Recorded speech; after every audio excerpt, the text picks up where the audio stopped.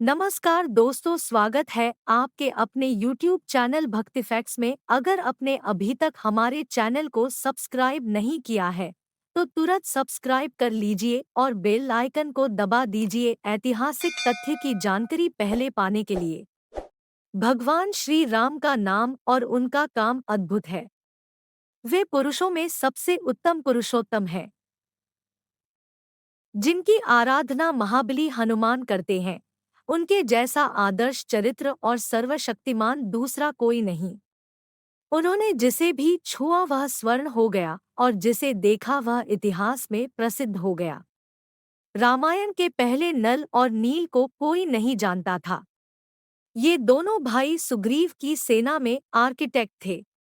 इन्होंने ही रामसेतु का निर्माण करवाया था। आओ जानते हैं इन दोनों भाइयों के बारे में संक्षिप्त जानकारी। नल सुग्रीव की सेना का वानरवीर। सुग्रीव के सेना नायक। सुग्रीव सेना में इंजीनियर। सेतु बंध की रचना की थी। नील सुग्रीव का सेनापति, जिसके स्पर्श से पत्थर पानी पर तैरते थे, सेतुबंध की रचना में सहयोग दिया था। सुग्रीव सेना में इंजीनियर और सुग्रीव के सेना नायक। नील के साथ 1,000,000 से ज्यादा वानर सेना थी। सेतु बनाने के स्थान की खोज नल और नील ने ही की थी। कई स्थानों का सर्वेक्षण करने के बाद 3 दिन की खोजबीन के बाद श्रीराम और उनकी टीम ने रामेश्वरम के आगे समुद्र में वह स्थान ढूंढ निकाला जहां से आसानी से श्रीलंका पहुंचा जा सकता हो। उन्होंने विश्वकर्मा के पुत्र नल और नील की मदद से उक्त स्थान से लंका तक का पुनर्निर्माण करवाया। नल और नील ने राम की सेना की मदद से यह निर्माण किया। उस वक्त इस रामसेतु का नाम प्रभु श्रीराम ने नल सेतु रखा था। नल सेतु। भगवान राम ने जहां धनुष मारा था उस स्थान को धनुषकोटि कहते हैं। राम ने अपनी सेना के साथ लंका पर चढ़ाई करने के लिए उक्त स्थान से समुद्र में एक ब्रिज बनाया था। इसका उल्लेख वाल्मीकि रामायण में मिलता है। वाल्मीकि रामायण में वर्णन मिलता है कि पुल लगभग 5 दिनों में बन गया, जिसकी लंबाई 100 योजन और चौड़ाई 10 योजन थी।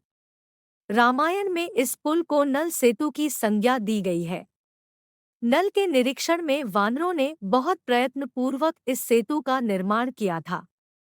वाल्मीकि रामायण में कई प्रमाण हैं कि सेतु बनाने में उच्च तकनीक प्रयोग किया गया था। कुछ वानर बड़े बड़े पर्वतों को यंत्रों के द्वारा समुद्र तट पर ले आए थे। कुछ वानर 100 योजन लंबा सूत पकड़े हुए थे, अर्थात पुल का निर्माण सूत से सीध में हो रहा था। वाल्मीकि रामायण के अलावा कालिदास ने रघुवंश के 13वें सर्ग में राम के आकाश मार्ग से लौटने का वर्णन किया है। इस सर्ग में राम द्वारा सीता को रामसेतु के बारे में बताने का वर्णन है। यह सेतु कालांतर में समुद्री तूफानों आदि की चोटें खाकर टूट गया था। गीता प्रेस गोरखपुर से छपी पुस्तक श्रीमद्वाल्मीकि रामायण था सुखसागर में वर्णन है कि राम ने सेतु के नामकरण के अवसर पर उसका नाम नल सेतु रखा। इसका कारण था कि लंका तक पहुंचने के लिए निर्मित पुल का निर्माण विश्वकर्मा के पुत्र नल द्वारा बताई गई तकनीक से संपन्न हुआ था। महाभारत में भी राम के नल सेतु का जिक्र आया है। अन्य ग्रंथों में कालिदास की रघुवंश में सेतु का वर्णन है।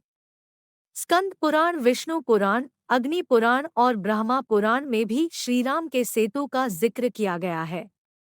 आपको हमारी ये वीडियो कैसी लगी हमें कमेंट सेक्शन में कमेंट करके जरूर बताएं।